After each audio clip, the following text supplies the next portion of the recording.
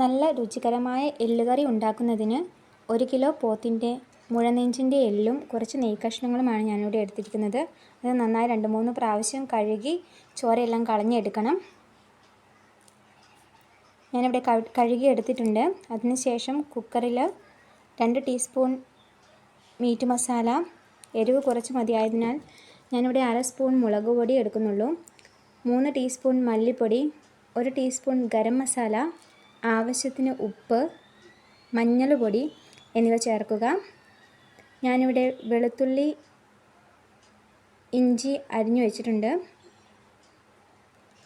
ഈ വെളുത്തുള്ളി, ഇഞ്ചി, 2 ടീസ്പൂൺ പെരുംജീരകവും ഇതെല്ലാം ചേർത്ത് നന്നായി അരച്ച് പേസ്റ്റാക്കി എടുക്കാം.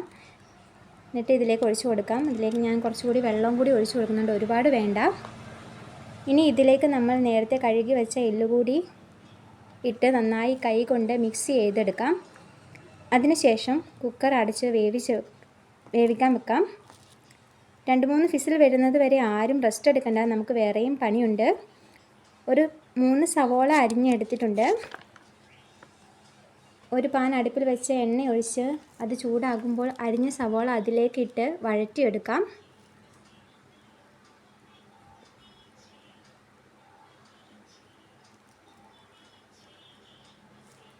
ഒരു നുള്ളു ഉപ്പ്, കുറച്ച് മീറ്റ് മസാലയും കൂടി ഇട്ട് ഇളക്കി അത് വഴറ്റിയെടുക്കാം. അതിനുശേഷം നമ്മൾ നേരത്തെ വേവിച്ച് വെച്ച എല്ല് അതിലേക്ക് ഒഴിച്ചു കൊടുക്കാം.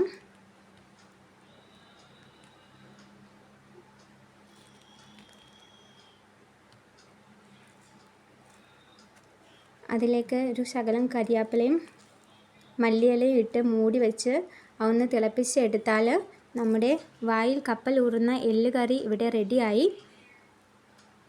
വീഡിയോ ഇഷ്ടമായാൽ ലൈക്ക് ചെയ്യുക, സബ്സ്ക്രൈബ്